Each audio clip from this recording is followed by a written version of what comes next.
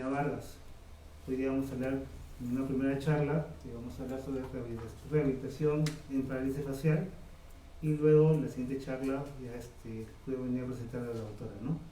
Muy bien, entonces con ustedes la doctora Leslie, por favor, adelante.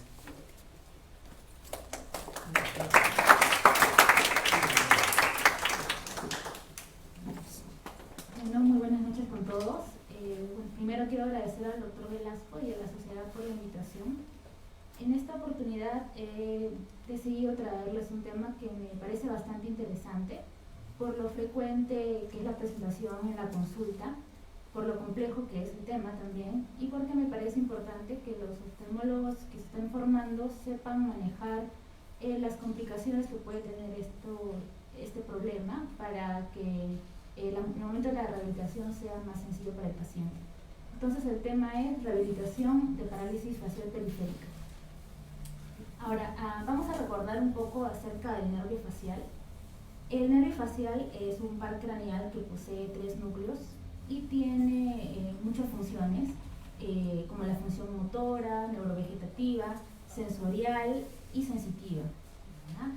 Vamos a ver que este nervio pues comienza en el ángulo pontocerebeloso, de ahí va a entrar al cráneo por el conducto auditivo interno, recorre el cráneo a través del conducto del nervio facial y sale por el agujero estilomastoideo para posteriormente atravesar la glándula parótida y inervar finalmente los músculos de la cara.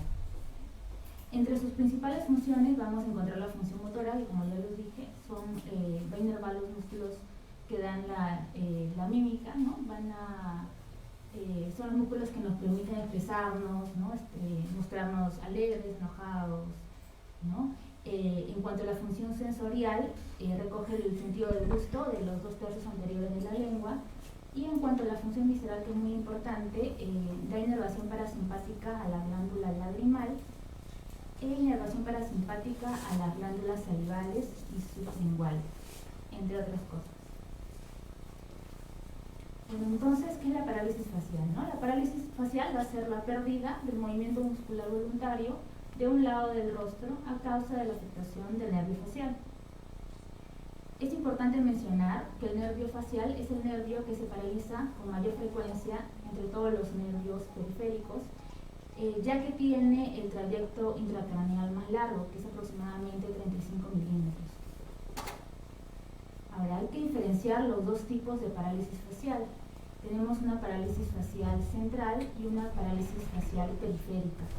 La parálisis facial central ocurre porque hay una lesión de los nervios antes de llegar a los núcleos del ángulo pontocerebeloso, ¿no? Porque las fibras se decusan y por eso, si hay una lesión antes, se va a paralizar solamente la hemicara inferior, a diferencia de la parálisis facial periférica, donde la lesión es debajo de los núcleos y por eso tenemos una hemiparesia. Entonces, cuando tenemos una parálisis central, vamos a ver que el área periocular se está respetando, a diferencia de la parálisis periférica, que si vemos entre las cosas más resaltantes, que tenemos una ptosis de ceja, una frente lisa y la comisura desviada. Ahora, dentro de estas dos, la más frecuente es la parálisis facial periférica, en un 75% de los casos. Ahora, ¿por qué es tan importante? Porque tiene una incidencia anual que va entre 30 a 40 por 100.000 habitantes en la población general. Es importante recalcar que no hay diferencia en el tema de sexos, y sí se ha visto que la predisposición es presentarse más en pacientes de más de 10 años, porque los niños tienen un conducto de falopio, un canal de falopio más ancho, por eso es raro que se presente en niños.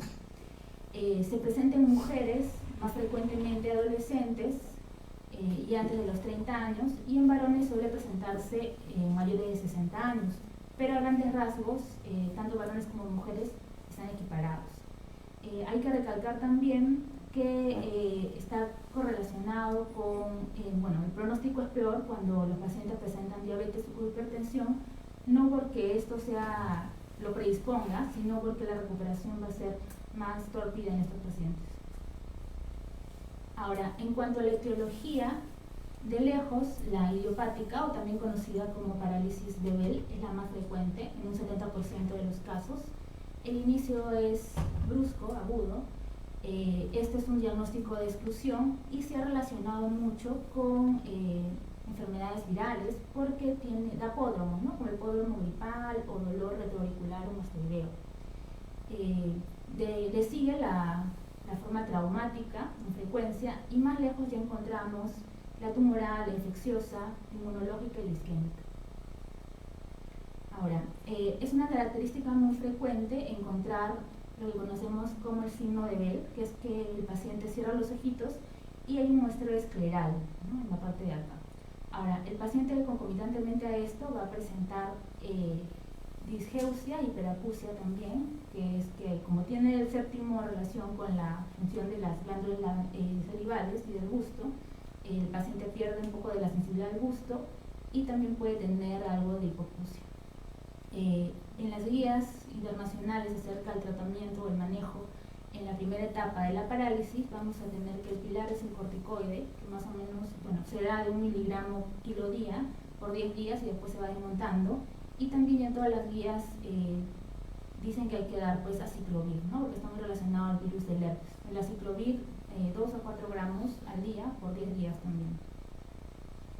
Ahora, esta es la escala que se usa para más frecuentemente la clasificación, la de Haus-Bragman. Normalmente los pacientes en el consultorio de oftalmología llegan en el grado 4, donde ya tienen un poco de imposibilidad de cerrar completamente el ojito. Ahora, cuando un paciente viene con parálisis facial, no solamente va a tener una afección física, va a mermar en su calidad de vida porque el paciente pues, va a tener dolor, lagrimeo, y como hemos visto más frecuentemente aparece en edad productiva, ¿no?, cuando el paciente está activo. También vamos a ver que el paciente va a tener un sentimiento de pérdida, va a afectar su imagen, ¿no? Entonces es necesario ser empático con el paciente. Ahora, en cuanto a la rehabilitación periférica, es muy importante saber que dentro de las 3 primeras semanas en la parálisis de Bell va a haber una recuperación casi completa en un 75-84% que se extiende hasta los primeros 6 meses.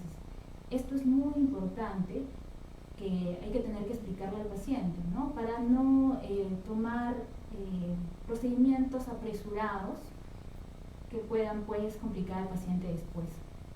El resto, el de 16 a 25%, va a tener una mala evolución o una regeneración incompleta o aberrante de los nervios, ¿no?, especialmente cuando la parálisis ha afectado a más del 90% de las fibras del nervio. Ahora, es importante también mencionar que la rehabilitación no va a conseguir regenerar al nervio, el nervio se va a regenerar solo. Lo que sí va a permitir es mantener los músculos para pues que no se pierda tanto tono hasta que se recupere gradualmente.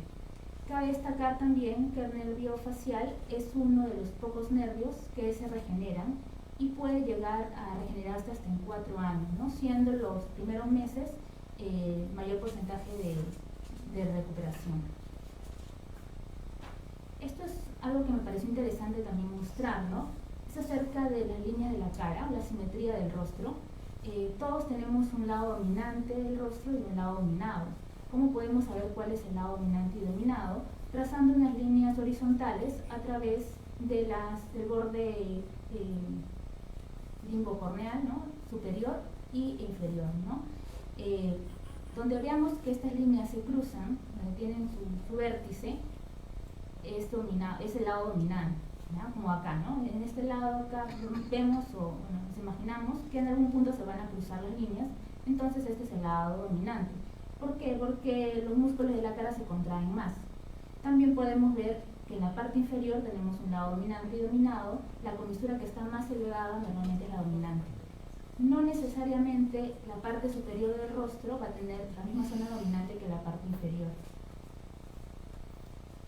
¿Y por qué menciono esto? Porque cuando la parálisis afecta al lado dominante, la recuperación es más fácil. Sin embargo, va a dejar más secuelas, como hipertonías o cincinesias, ya que los músculos del lado de la cara dominante son más lábiles porque se movilizan con mayor frecuencia. A diferencia de que si la parálisis es en el lado dominado, la recuperación va a ser más difícil, sin embargo va a dejar menos secuelas. Cabe recalcar que estos problemas de hipertonías y cincinesia se dan más o menos de 3 a 4 meses después de ocurrir el evento. Ahora sí pasamos al plan de rehabilitación desde el enfoque oftalmológico o plástico. Entonces, ¿qué vemos en la consulta, no?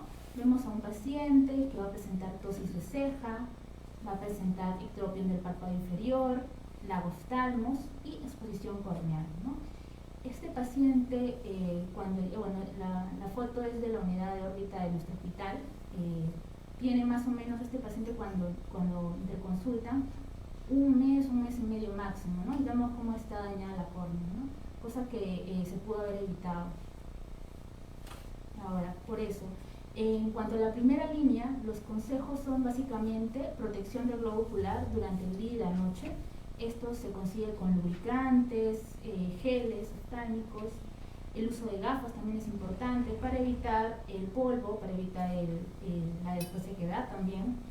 En algunos casos también se puede utilizar calor, ya que se ha visto que ayuda a evacuar los ácidos lácticos, y también en las fases posteriores de la recuperación vamos a ver que ayuda a las hipertonías y cincinesias para relajar los músculos. Entonces, la lubricación ocular es el primer objetivo del tratamiento, ya que va a permitir mantener la superficie húmeda y evitar las complicaciones corneales. Cuando esto no es suficiente, se puede ya pensar en la oclusión del ojito.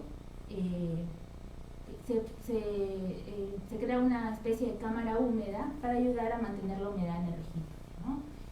Y es importante también el parchado en las noches, porque el paciente pues no parpadea y el ojo está más expuesto. Estos son un parche especial que se llama Ortolux, que lo venden acá, creo no lo he visto, pero se puede hacer con gasas o con tegader también. Las formas de facilitar el cierre ocular o de parchar pueden ser, como vemos acá el ejemplo, con un espadadrapo. En el caso de los ictropions, se puede poner espadadrapo en forma semilunar. También se puede poner espadadrapos en la parte superior del párpado para que por peso haga que el párpado caiga y pues tape más el ojo, ¿no? Por ejemplo acá, este es un pacientito que le han puesto una pesa palpebral temporal, ¿no? Con espadadrapo, como vemos acá, ¿no? Ahora, otra opción a esto es la tarsorrafia química. ¿Cómo se consigue la tarsorrafia química? Con toxina botulínica, ¿no? Como ya sabemos, la toxina botulínica es una sustancia que inhibe la liberación de acetilcolina en las terminaciones nerviosas, que va a ser la responsable de las contracciones de los músculos. Entonces, lo que se busca es colocar esta toxina en el músculo elevador del párpado superior para así paralizarlo y poder hacer que el párpado caiga. Normalmente se pone de 5 a 10 unidades en la parte superior del tarso, ¿no? Y hay que explicarle muy bien al paciente que pues, la toxina botulínica tiene un tiempo de efecto de 3 a 4 meses, o sea, es temporal y posteriormente se va a recuperar. Y bueno, hay que indicarle también que puede tener algunas complicaciones, ¿no? A veces, por más que uno trata de llegar al músculo elevador, no siempre pasa así. O sea, de repente a la primera no hay la tosis que uno espera, ¿no? Y también puede surgir diplopia y se han registrado algunos casos de hipotropia persistente. Ya es una forma un poco más invasiva, son las tarsorrafias. Esta es una opción porque los pacientes, la toxina botulínica es cara, ¿no? Entonces es difícil de conseguirlo. Las tarsorrafias pueden ser, como en este caso, temporales, se hacen con suturas no absorbibles, y se le explica al paciente que cuando ya recupere pues, la función se le va a retirar la tarsorrafia, ¿no? Esto es como una medida inicial. Ahora, ya una medida más definitiva son las tarsorrafias ya permanentes. Esto normalmente se hace ya pasados los 6 meses del cuadro. Pueden ser tarsorrafias tanto temporales como tarsorrafias mediales, como en este caso. Y algo más invasivo también ya son los implantes de pesa de oro. Las pesas oscilan entre 0.4 y 1.8 gramos y las que normalmente se emplean son de 1 a 1.2 gramos. Hay algunos kits especiales que vienen de diferentes tamaños las pesitas y se puede ir probando al paciente cuál es la más adecuada, ¿no? Como vemos acá, se hace la prueba antes de la cirugía, ¿no? Se pone la pesita que ayude a que el párpado caiga completamente y también pues que el párpado pueda levantarse, ¿no? Se pone esparadrapo suficiente para ver cuál es la que más le conviene al paciente, ¿no? Y esto ya después de la cirugía. Entonces la pesa de oro se pone en la parte superior del tarso. Las complicaciones más frecuentes son la extrusión, pero bueno, se va manejando en el tiempo. La otra complicación de la parálisis son los ectropios, ¿no? Entonces, los ectropios paralíticos. De acuerdo al grado de ectropio, que puede ser leve, moderado o severo, uno el manejo, ¿no? Si es un ectropio leve, de repente solo con una tira tarsal. Si es un ectropio moderado, se puede además hacer desinserción de retractores o espaciadores, y si ya es un ectropio muy severo, incluso puede ser necesario un lifting mediofacial, una elevación del SUF, que es la grasa suborbicular. En estos casos de ectropio severo se recomienda no fijar solamente a periósteo la tira, sino fijarla a hueso, ¿no? Se puede hacer un agujerito en el rebordo orbitario y fijarlo ahí para que tenga más soporte. Este es un paciente también que viene con un ectropio pues, moderado y se le hizo una tira tarsal, pues si vemos con buenos resultados, ¿no? Ahora, cada paciente es diferente, uno va evaluando al paciente y ve lo que es mejor para él, ¿no? La otra complicación muy frecuente es la tosis de ceja.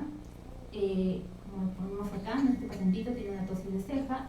Normalmente en las parálisis lo que se hace es un abordaje directo, ¿no? Se saca un flap de piel y grasa de la parte del rebordo orbital superior, ¿no? Sobre la ceja, para tener una altura simétrica, ¿no? Con la otra cejita. Ahora es muy importante también tener cuidado con el paquete vasculonervioso supraorbital. Esto para que vean cómo es el paciente postoperado, la incisión. Hay que tener también en cuenta que la piel de la frente es una piel gruesa, el músculo frontal es un músculo muy potente, entonces hay que utilizar siempre suturas por lo menos 5-0 para que no se vaya a abrir la herida, ¿verdad? Y normalmente se ponen puntos colchoneros separados para que tenga más resistencia, ¿verdad?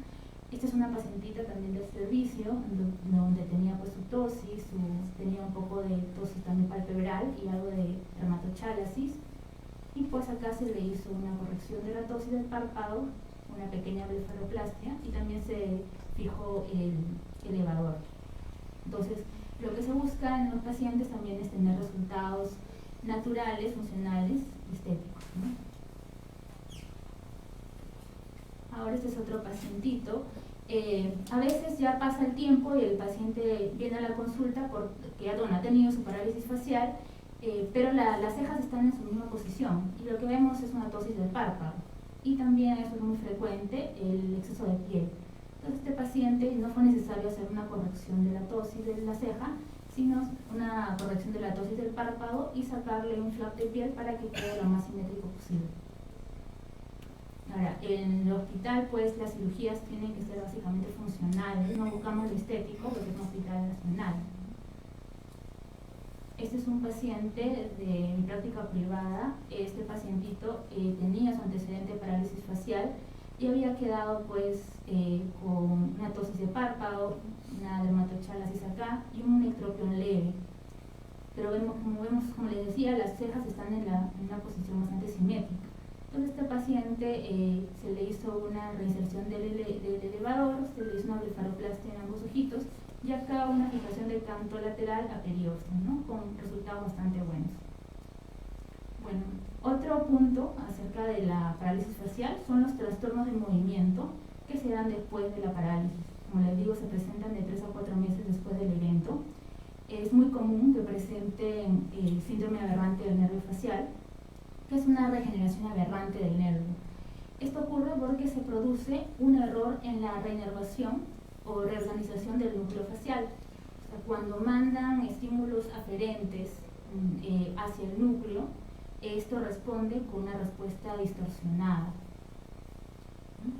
Esto puede presentarse como espasmos paralíticos, síndromes mioclónicos o lagrimeo. La sincinesia es una de las secuelas más frecuentes. Va a consistir en un movimiento anormal, involuntario, de la parte inferior del rostro cuando uno voluntariamente mueve la parte superior. O sea, por ejemplo, uno guiña el ojo y mueve la boca. O al revés, ¿no? Uno mueve la boca, mastica y el ojito se mueve, parpadea. La otra complicación es la hipercinesia o la contracción excesiva de los músculos, que puede dar en la zona de la lesión por una regeneración aberrante, o puede dar en el lado contralateral, en el lado no paralizado, como una respuesta compensatoria. Entonces, por ejemplo, este lado se ha paralizado, pero el otro lado hay un hiperestímulo, por compensación hay contracciones en el lado no paralizado, que se ha visto también de forma muy frecuente. Entonces, este es un trastorno que es difícil de diferenciar del espasmo hemifacial, ¿no? A diferencia del espasmo hemifacial, que normalmente se da por un pinzamiento del nervio facial en todo su recorrido, este presenta epífora y tiene el antecedente obviamente de haber tenido una parálisis facial. El tratamiento es básicamente con toxina botulínica para disminuir las contracciones.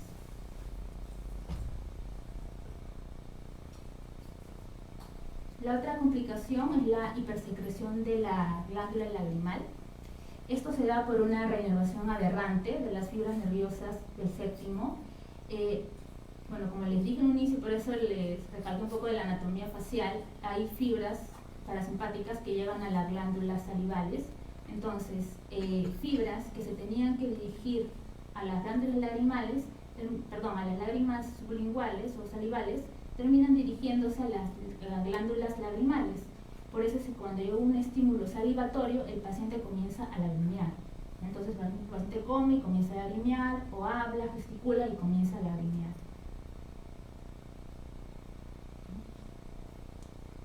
Esto es un videito que les quiero mostrar. Buenos días. Hace 10 años tengo esta lágrima de cocodrilo que hace como, ya va por la segunda vez que me han puesto esta droga y me ha funcionado. Sí, la primera 6 meses, esta es la segunda, vamos a ver. Bueno, entonces la paciente está hablando y están cayendo las lágrimas, ¿no? Entonces, una opción de manejo es la aplicación de toxina botulínica en la glándula lagrimal, en su porción palpebral. Bueno, esto se hace con anestesia en gotas y se coloca aproximadamente 2.5 a 5 unidades internacionales en la glándula lagrimal, y esto va a disminuir la producción de lágrima, y hay que explicarle al paciente que tiene un efecto de más o menos 6 meses de duración. Ahora, también cabe recalcar que una de las complicaciones es la tosis palpebral, porque la toxina se puede difundir hacia el músculo elevador y suele suceder. En esos casos se puede aplicar aplatronidina, fenilefrina 2.5%, nafasolina, para que eleve un poquito el párpado y el paciente no tenga tanta incomodidad, ¿no? Bueno, explicarle que esto va a pasar, ¿no? Bueno, como decía Cicerón, la cara es el espejo del alma. Entonces, cuando llega un paciente con parálisis facial, hay que ser empático con el paciente, hay que proponerle un plan de trabajo y hay que seguir muy de cerca a estos pacientes, porque como vemos, es una cosa que se va a revertir y se pueden evitar las complicaciones tan severas que puede llegar a tener. Bueno, eso es todo. No sé si tienen alguna pregunta.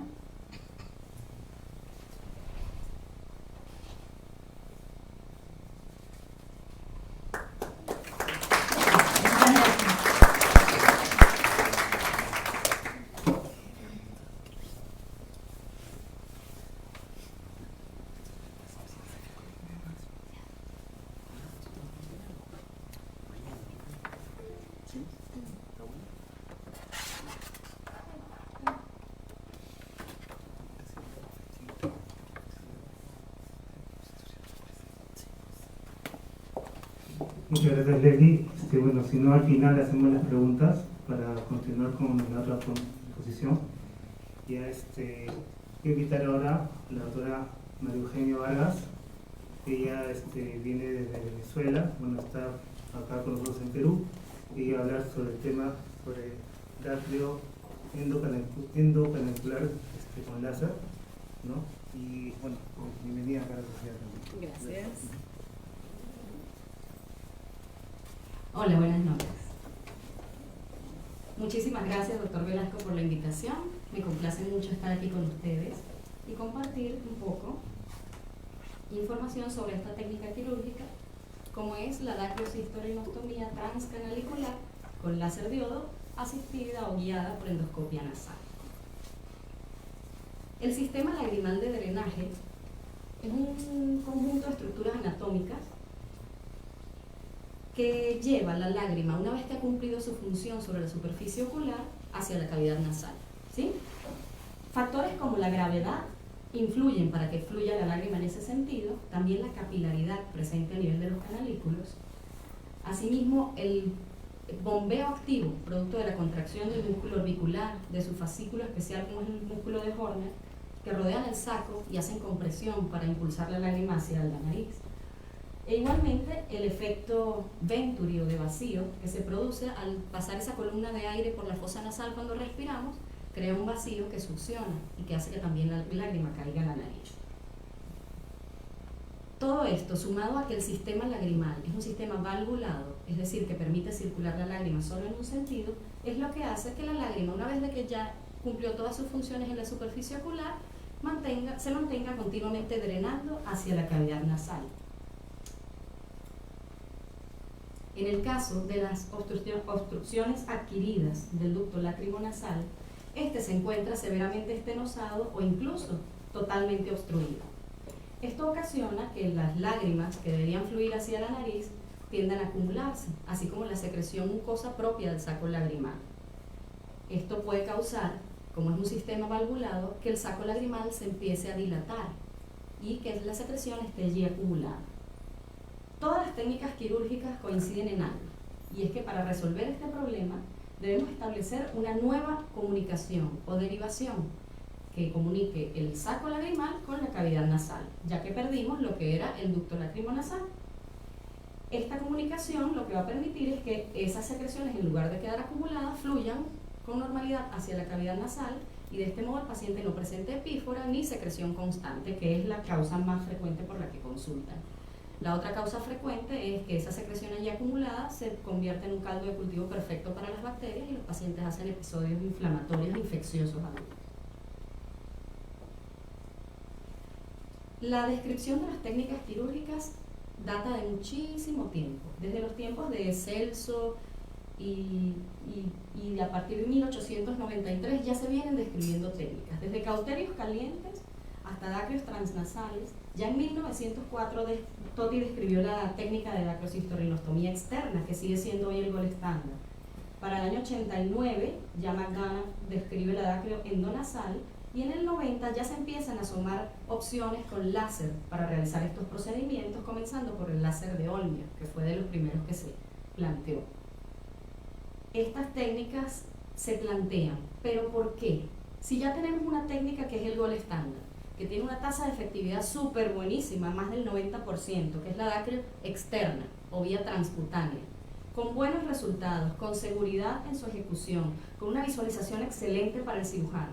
¿Por qué surgen otras alternativas? Bueno, la alternativa surge definitivamente porque para hacer este tipo de cirugía tenemos que dejar una cicatriz en la cara.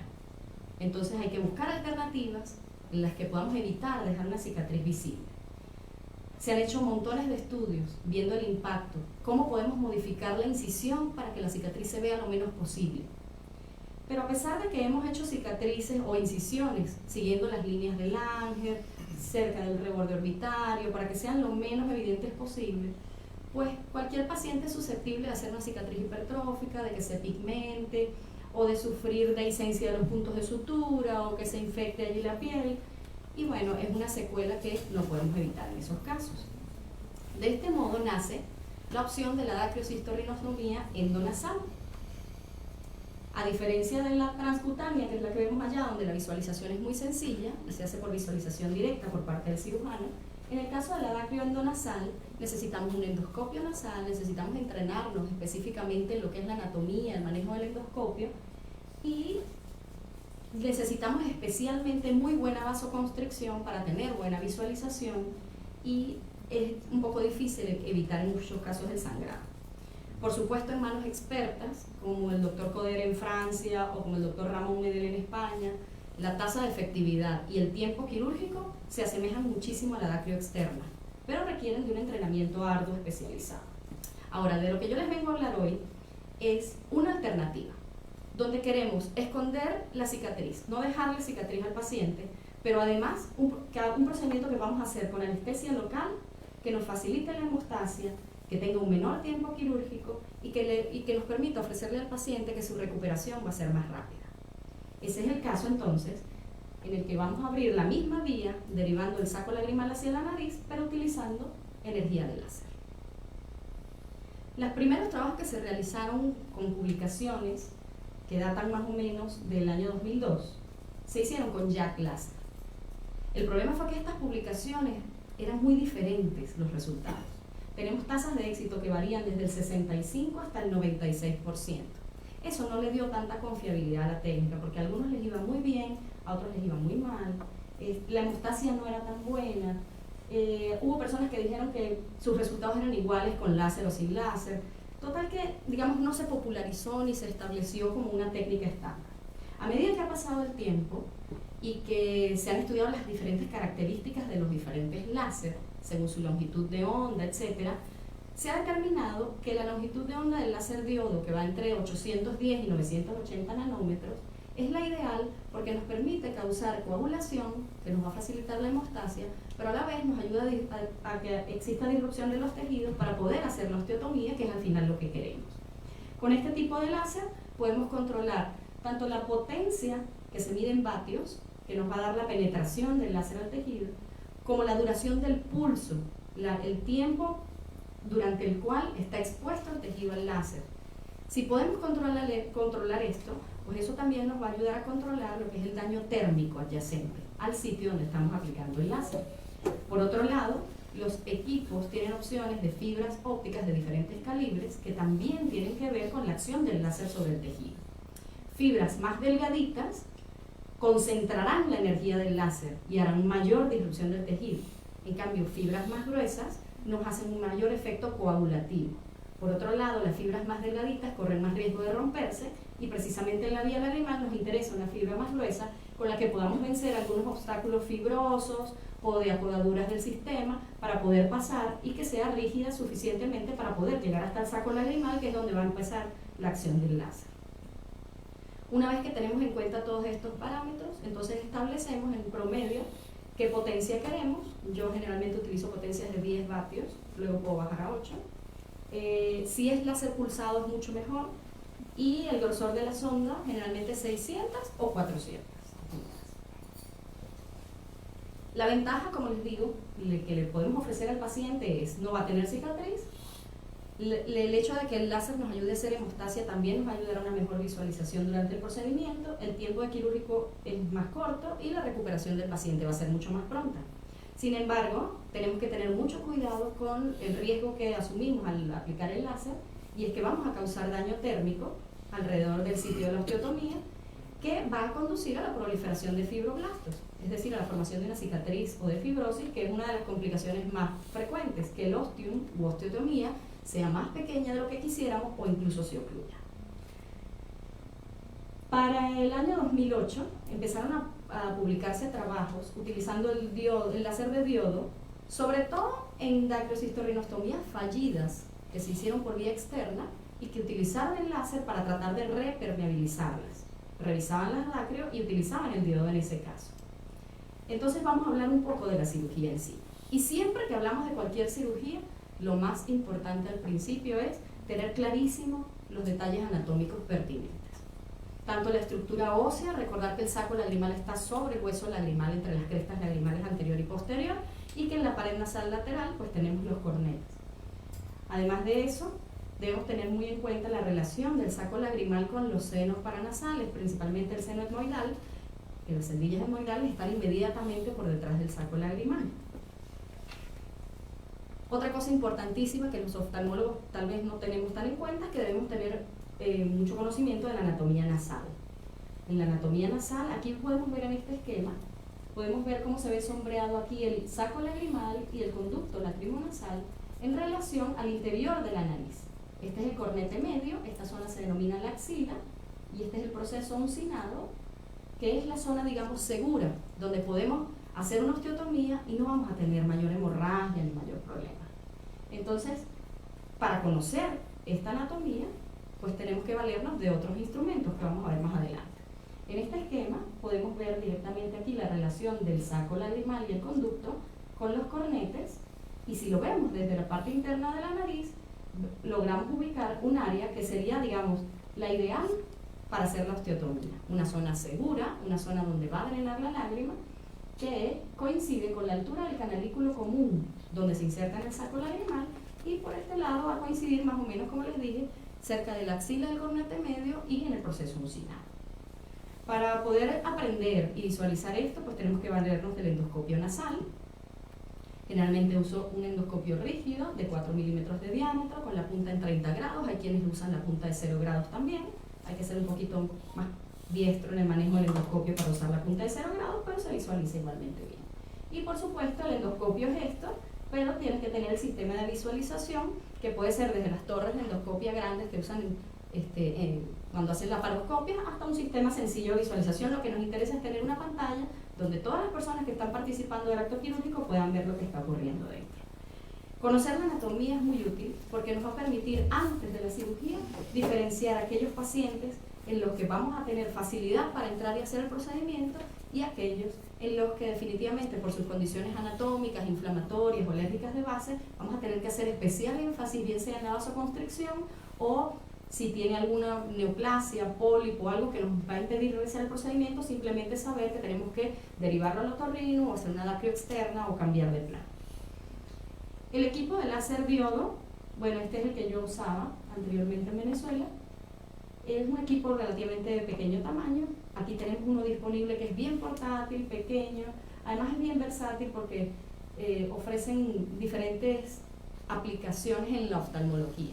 ¿Okay? En el caso de las dacrios, pues usamos esta longitud de onda de 980 o de 810 y tiene sus piezas de mano con sus ondas, etcétera, para poderlo utilizar. Además de tener los equipos, es importantísimo que el personal que les acompañe en la cirugía tenga conocimiento, que conozca realmente cómo se arma, se desarma, se monta, cómo se ajustan los parámetros del equipo de láser y cómo se maneja el endoscopio. Porque mientras estamos haciendo el procedimiento, tiene que haber una persona que conozca del equipo para que pueda variar los parámetros, etc. Entonces, siempre acompáñense de su instrumentista, de su circulante, de la persona, del técnico que esté manejando la parte de los equipos, para que ustedes tengan esa tranquilidad. Una vez que decidimos hacer una dacriocistorrinostomía transcanalicular, queremos hacer una osteotomía, pero esa osteotomía tiene que permanecer permeable en el tiempo, porque en un momento dado lo vemos en la cirugía que ya está permeable, pero posteriormente pueden ocurrir eventos de cicatrización, de fibrosis, de formación de granulomas que nos pueden obstruir la osteotomía. Entonces utilizamos algunos tratamientos coadyuvantes que nos van a ayudar a garantizar la permeabilidad de la osteotomía por un tiempo prolongado. La mitomicina C es una de las cosas importantes que deben usarse. Tomando en cuenta publicaciones que se hicieron con dacriocistorrinostomías endonasales sin láser o incluso externas, donde el uso de la mitomicina mostró ser útil, entonces en la dacrio con láser empezaron a hacerse trabajo. Al principio había muchísima variación en cuanto al tiempo de aplicación, incluso la concentración, cómo se preparaba el medicamento. Total, que como que no estaba muy uniforme. Sin embargo, este estudio en el año 2000, donde hicieron dacrios en 123 ojos y un seguimiento largo a 30 meses, demostró que la mitomicina les dio un 99% de éxito. Entonces, definitivamente en nuestro protocolo de cirugía utilizamos la mitomicina. En mi caso, al 0.4 miligramos por mililitro durante 5 minutos durante la cirugía. Una vez hecha la osteotomía, se impregna el cotonoide con la mitomicina y se coloca durante 5 minutos.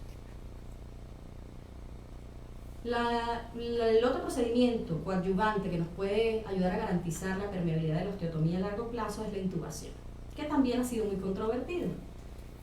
Hubo trabajos en los que se demostraba incluso que iban mejor sin intubar, o no había diferencia si los intubaban o no los intubaban. Pero, una vez más, un estudio que estadísticamente tiene mucha validez porque es un estudio prospectivo, randomizado, controlado, de 300 pacientes además, demostraron que colocar los tubos sí daba una tasa de éxito mayor estadísticamente significativa. Por esa razón, yo sí utilizo la intubación. Ahora, ¿qué tipo de intubación utilizo? Yo tengo experiencia con dos tipos de set de intubación, que son el set de Gibor y el set de Ricklin, ¿sí? El más popular por lo general es el set de Crawford. A mí el set de Crawford es una opinión muy personal. No me gusta mucho porque las olivas me parece que van sobredilatando la vía lagrimal y eso va a inducir posteriormente a fibrosis. Además, el gancho que viene para rescatarlo a nivel de la fosa nasal me parece que es un poco cruento, y si tenemos la facilidad de tener un endoscopio y poder hacer movimientos más finos, pues la verdad no me gusta la idea. Es válido, intuba igual, pero en mis manos no va tan bien. Yo tengo experiencia con el set de Gibor, que es lo mismo que el de Crawford, solo que sin las olivas, es maleable, se mantiene de la forma que uno lo incurve, se mantiene, y yo lo rescato a nivel de la fosa nasal con una pinza de mosquito pequeña. Para las dacrios, cuando empezamos a hacer dacrios con láser, lo hacíamos con set de Gibor.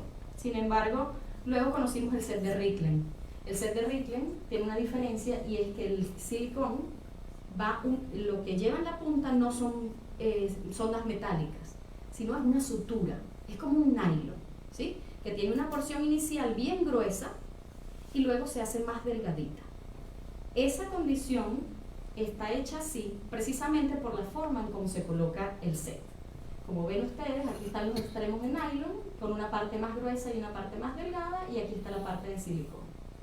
Entonces, ¿qué se hace? Viene un guiador, que es este que está acá. Esto se introduce a través del punto lagrimal y se dirige hasta el sitio donde ya hicimos la osteotomía. Esta parte de acá se retira, que es una guía metálica, queda puesto el tubo, que es hueco, y a través de ese tubo vamos a introducir el nylon del set de Ricklin. El nylon del set de Ricklin entra por esta parte y sale por el extremo que ya está ubicado en la osteotomía, y cuando sale, la punta del nylon negro se puede visualizar a nivel del endoscopio. El principio de la sutura gruesa o fina es por esto. Supongamos en este esquema que esta es la parte del guiador, que es metálico y es acanalado, está sin techo. Cuando introducimos la sutura, la parte gruesa pasa directamente hasta la fosa nasal, y cuando llegamos a la parte delgada la podemos retirar. Entonces ahí ya puedes quitar el guiador y queda el tubo puesto. Eso se hace tanto por el punto lagrimal superior como por el inferior y queda intubado. Y este instrumento es un forceps que cuando abrimos y cerramos los aros tiene una boquita bien pequeñita que nos permite con mucha precisión tomar el extremo de nylon y rescatar el set para que quede intubada la vía. Cuando hablamos de cirugía, entonces ya sabemos que nuestro objetivo es entrar a través del punto lagrimal y el canalículo, llegar hasta el saco lagrimal, y una vez que desde adentro visualizamos esa transiluminación donde está la punta del láser, es que vamos a hacer la osteotomía. Les traje un video de los primeros casos de dacrio con láser que hicimos. Este es un esquema donde muestra cómo se dilata el punto lagrimal. Hay que dilatarlo bastante porque la sonda de láser es gruesa, ¿okay? Se dilata muy bien, y esta es la sonda que va viajando a través del canalículo hasta llegar al saco lagrimal. Una vez que introducimos la sonda, sentimos cuando llegamos a la pared nasal, y es allí donde vamos a entrar con el endoscopio para buscar visualizar la parte transiluminada que corresponde al láser que va a hacer la osteotomía. El láser, sin hacer fuerza, el láser va haciendo la disrupción del tejido, y desde dentro de la nariz, aquí vemos, ahí está el cornete inferior, aquí es el cornete medio, y vamos a ubicarlo allí, más o menos en la axila, hacia el proceso uncinado, es donde vamos a hacer la osteotomía. Eso que ven que cae ahí puede ser la secreción, en caso de que el saco estuviera lleno. Nosotros lo que hacíamos era llenarlo de viscoelástico para estar seguros de que estaba bien permeable la osteotomía a ese nivel. Aquí está el guiador, están poniendo el set de Ricklin, retira el guiador, luego lo hacen por el otro canalículo, y a través de la nariz pues se rescatan los extremos para arrastrar hasta la porción de silicón que quede ocupando los canalículos. Ahí está. Y se corta y se anuda igual que cualquier intubación lagrimal cerrada. Este es uno de los primeros casos que hicimos. Ahí está la sonda de láser con el punto ya dilatado. Fíjense que entramos con el guiador apagado para poder ver bien el punto lagrimal y luego lo encendemos. Una vez que ya estamos dentro, entonces vamos con el endoscopio a buscar dónde se ve la transiluminación en la pared nasal. Ahí bajamos la luz del endoscopio para identificar bien dónde está la transiluminación de la punta del láser y luego lo volvemos a encender para que, viendo toda la cavidad nasal por dentro, empecemos a hacer la osteotomía. Ahí ya encendemos las luces y vamos a hacer la osteotomía. Uno de los errores más frecuentes, y lo vamos a ver ahora, es que al pasar el láser, si no controlamos bien el movimiento, podemos contactar el septum, el cornete o hacia donde estemos dirigiendo la sonda. Esas quemaduras pueden causar después fibrosis, cicatrización, sinequias, y por eso son las principales complicaciones. Entonces yo diría que de la curva de aprendizaje de la utilización del láser para dacrio, lo que más hay que tener en cuenta es evitar este tipo de contactos en zonas donde no queremos causar quemadura.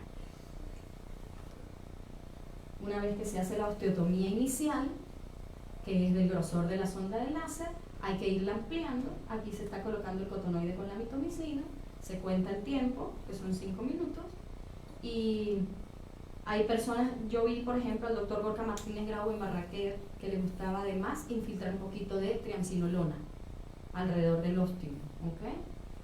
Una vez intubada la vía, pues ya se anuda y ahí está, ahí se hizo con set de Guigo, ahí lo vimos a través del endoscopio y ahora lo vemos con una toma externa, cómo sale la punta del set de Guigo, y es como cualquier intubación lagrimal de cualquier dacriocistorrinostomía. En esa oportunidad, la doctora Mitzi Moreno, que me entrenó junto con el doctor Salomón, iba a llevar algunos casos a un congreso en Colombia, y bueno, con los pocos casos que llevaban, que eran 29 pacientes, los primeros 29 pacientes que se operaron en la unidad oftalmológica de Caracas y Abao, obtuvimos algunos resultados. La mayoría de las pacientes fueron mujeres entre 61 y 70 años de edad, la mayoría de ellas con dacrocistitis crónica. Algunos pacientes habían tenido episodios de dacrocistitis aguda y otros solo epífora. En cuanto a los resultados, el 72% de los pacientes mejoraron sus síntomas y no tuvieron epífora. 21% de los pacientes ameritaron algún tipo de reintervención. ¿Okay? En cuanto a las complicaciones, no hubo ninguna complicación grave, algunos pacientes con secreción, 4 tuvieron dacrocistitis recidivantes porque se obstruyó la osteotomía, y bueno, un granuloma, un cistocelia, estenosis de los puntos. Un tiempo después, ya con 49 pacientes, los resultados fueron básicamente los mismos, de una tasa de éxito del 73.5%. Si lo comparamos con la dacrio externa, que ofrece alrededor del 90%, sí hay una diferencia. Pero también hay una diferencia en el sentido de que le estamos ofreciendo al paciente algo que es menos invasivo, es con anestesia local, es un procedimiento rápido, no le estamos dejando cicatriz en la cara. Yo pienso que si el paciente tiene la expectativa correcta, pues él va a estar contento con el resultado, aun cuando merite alguna reintervención o algo adicional. Estos son resultados del trabajo del doctor Nayib Salomón y la doctora Mitzi Moreno que me entregaron, y el doctor Ranjur Monsalve, que en ese momento era fellow en la unidad. Algunas de las complicaciones leves que pueden presentarse después de esta cirugía están a nivel de los puntos lagrimales. Una común es que se forme un granuloma. Esto hay estudios publicados que recomiendan retirar precozmente el set. Nosotros, en el caso de las dacriocistorrinostomías abiertas, lo retiramos más o menos entre la 4ª y 6ª semana. Ellos recomiendan que en las dacrios con láser lo retiremos a la 3ª semana para evitar este tipo de granulomas. Otra complicación frecuente, como en cualquier intubación, es que se afloje un poco el set. Si tenemos la posibilidad de visualizar bajo endoscopio, pues es muy fácil obtener el extremo y volverlo a reposicionar. Y el otro es la laceración de los puntos lagrimales, o denominado fenómeno de cheese wiring, porque el set va, si queda muy apretado, pues va traccionando, va lacerando, y entonces los puntos lagrimales ya no van a quedar redondeados, sino alargados. Estos son unos casos míos. Un caso con un granuloma a nivel del punto lagrimal sin ninguna implicación, simplemente el granuloma se retiró y el punto quedó permeable. Y aquí tenemos una paciente que hizo sinequias, ahí todavía tenía el tubo puesto, y entonces se sinequió el punto lagrimal superior con el inferior. Otras complicaciones que causan que originan que la adactio sea fallida pueden ser una osteotomía muy pequeña o mal localizada. A veces si salimos justo debajo de la axila y se sobrepone parte del cuerpo del cornete, entonces funcionalmente no es efectiva su osteotomía. Otra causa frecuente es que si hacemos mucho daño térmico, la fibrosis abrace el set de intubación y no permita que fluya por ahí la lágrima, o incluso se produzcan sinequias dentro de la mucosa nasal, en las paredes, y eso obstruye también el flujo de la lágrima.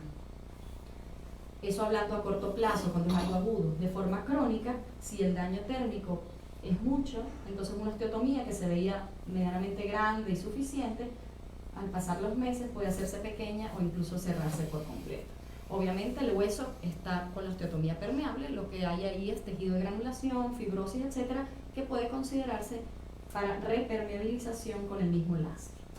Aquí tenemos una complicación en la unidad donde hubo sinequias. Entonces, la adactio transcanalicular recientemente tenemos estudios publicados, estos son del año 2018, donde le dan una tasa de efectividad altísima.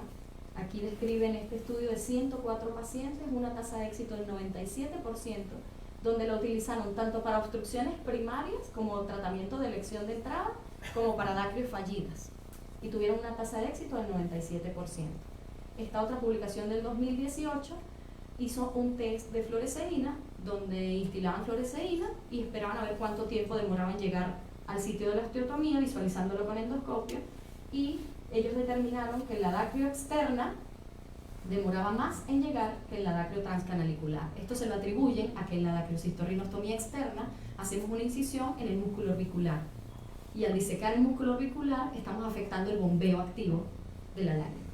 Como en la transcanalicular no estamos tocando orbicular, pues en teoría el bombeo activo es más eficiente y por eso demora menos en llegar la lágrima a la osteotomía.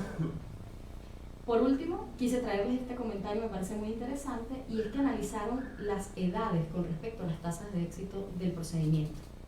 Y pacientes más jóvenes o pacientes de pieles más oscuras tenían mayor tendencia a que se produjera fibrosis, granulomas y obstrucción de la osteotomía, que pacientes que fueran de edad avanzada, donde eso no ocurría con tanta frecuencia. Entonces es bueno tenerlo en cuenta a la hora de planteárselo a un paciente. Si es jovencito, sabemos que tenemos mayor riesgo de obstrucción, y si es más viejito, pues sabemos que tenemos mayor probabilidad de que sea exitosa al primer intento.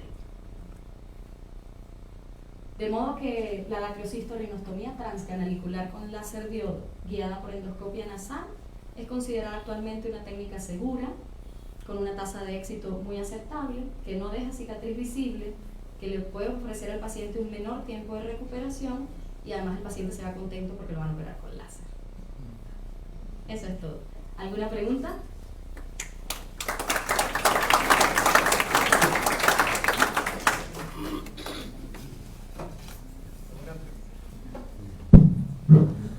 Bueno, ¿alguna pregunta de parte del público, los asistentes?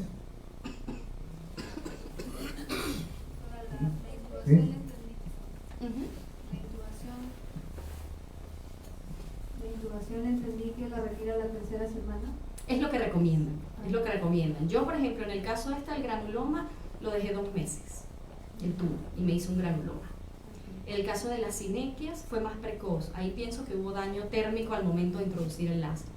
Pero la recomendación actual es eso, retirarlo a las 3 semanas. No es necesario dejarlo como en la adactio externa 6, 7. Exacto, no. ¿Y esos resultados de porcentaje de éxito son usando mitomicina? Sí, todos con mitomicina. Gracias.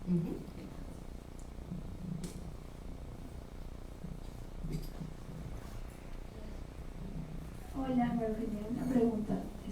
Feliz cumpleaños. Gracias. Che, Facebook, qué horror. La pregunta es, en niños, ¿tienes experiencia en dactio con vía láser, con vía endoscópica? No, no tengo experiencia. Yo te pregunto por la inflamación de los niños. O sea, sí, en teoría, según el estudio que relaciona la edad con los resultados, en niños debe haber mayor tasa de oclusión por fibrosis y por granulomas. Sí. Una pregunta, este tipo de los estudios de porcentaje de éxito, ¿a cuánto tiempo de seguimiento? Había uno que muestra ahí casi 98, pero ¿en qué porcentaje? Sí, como te digo, hay estudios muy diferentes. Hay unos que hacen seguimiento solo hasta 3 meses, son los más cortos, ¿ok? Pero hay estudios hasta 30 meses. Entonces... Y la siguiente pregunta Ujú. sería la aplicación práctica del procedimiento. Si tenemos en nuestra disposición un hospital, un instituto donde podemos operar al paciente una vez y si no nos salió reoperarlo, ya en la facilidad privada, ¿no? Ujú. Ofrecerle al paciente una DSR con láser, que va a ser anestesia tópica y que va a tener un costo X, ante el porcentaje de falla nos dejaría un poquito en desventaja si es que se ocurriera, no sé yo, Sí. una observación. Claro. Y luego, si falla, Ujú. ¿qué sigue? Seguiría una DSR externa, que también tendría que ser bajo ciertas condiciones y un nuevo costo para el paciente, ¿no? Si es que No, es un hay un privado. estudio donde plantean que en caso de que se obstruya, tuvieron buenísimos resultados reinterviniendo con el mismo láser. ¿Ok? La mayoría de las personas cuando nos iniciamos en el láser, si se obstruía, íbamos a externa, porque estábamos más seguros con nuestros resultados en dacrio externa. Pero los estudios demuestran que una reintervención con láser ya no tienes que hacer osteotomía, de modo que el daño térmico va a ser mucho menor, y vencer un granuloma o una fibrosis con el láser es algo bien sencillo y bien rápido, que vas a causar menos daño térmico, vuelves a poner mitomicina y en teoría debería ir muy bien. Lo que me preguntabas de la reintervención, yo siempre pienso, y no solo en dacrio, en toda puloplástica, porque hasta con una blefaroplastia estética, hay que ser muy claro con el paciente y que se lleve una expectativa real, ¿sí? De hecho, yo pienso que a veces hay que ofrecerles un poquito menos para que salgan sorprendidos y no ofrecerles un poquito más para que salgan decepcionados. Entonces, si el paciente lleva la expectativa clara y se habla con él, etcétera, y en los costos se le explica que hay una posibilidad de reintervención o lo que sea, sobre todo al principio de la curva de aprendizaje, yo creo que no hay ningún problema en ofrecer la técnica, porque realmente es un procedimiento que no se compara. Hacer un adacrio, muchas personas lo hacen con anestesia general, la cicatriz en la cara, todo lo que implica, que hacer un procedimiento que es súper rápido, sin cicatriz, con anestesia totalmente local, sin necesidad ni siquiera de sedación. Entonces, un procedimiento que se hace con el paciente semisentado es súper diferente. Muchas gracias por el ejemplo.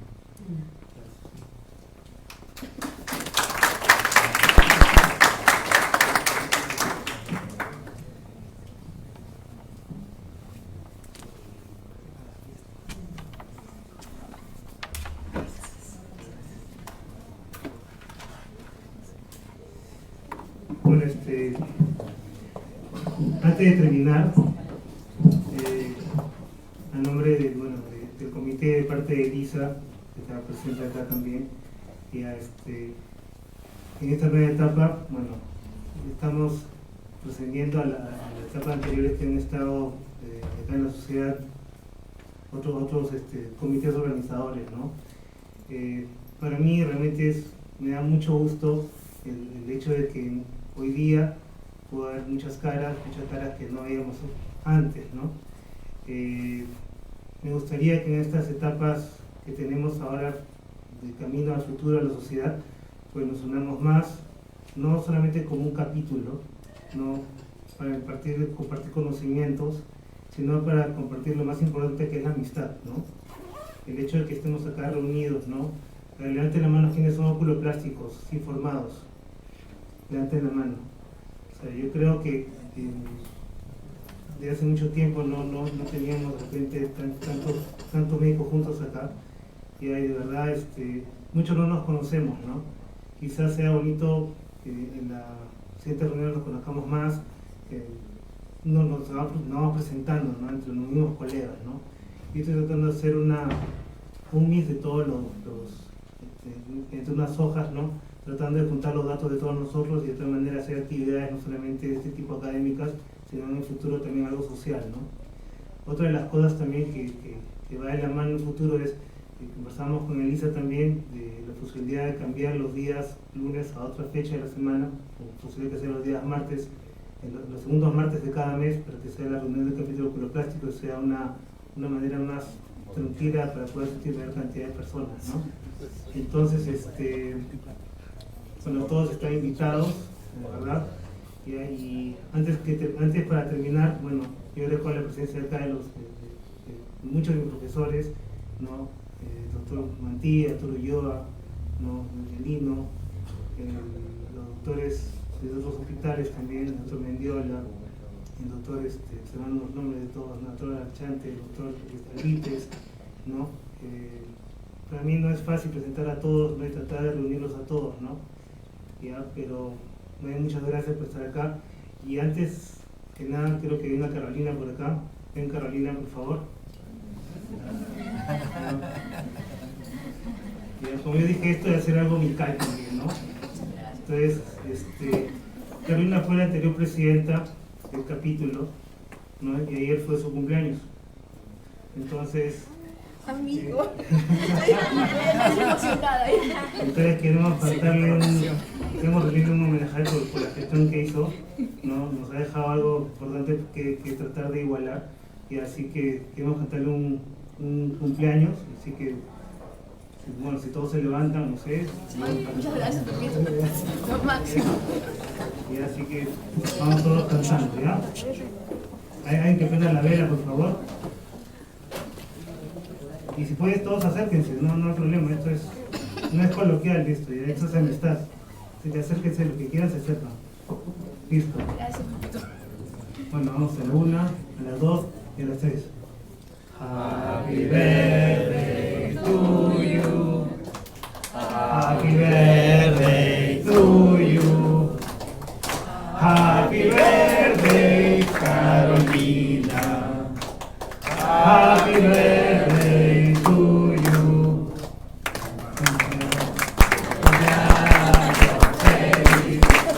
Te deseamos a ti. Cumpleaños feliz. Te deseamos a ti.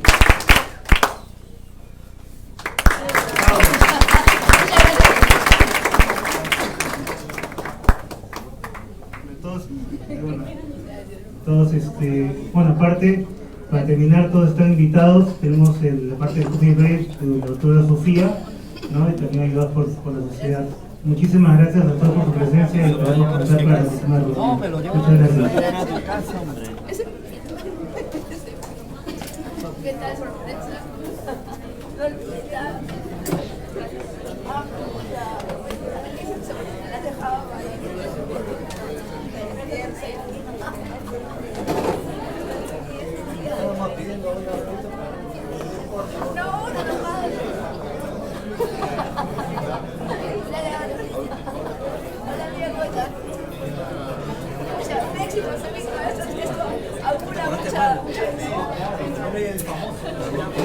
Mira, Dani.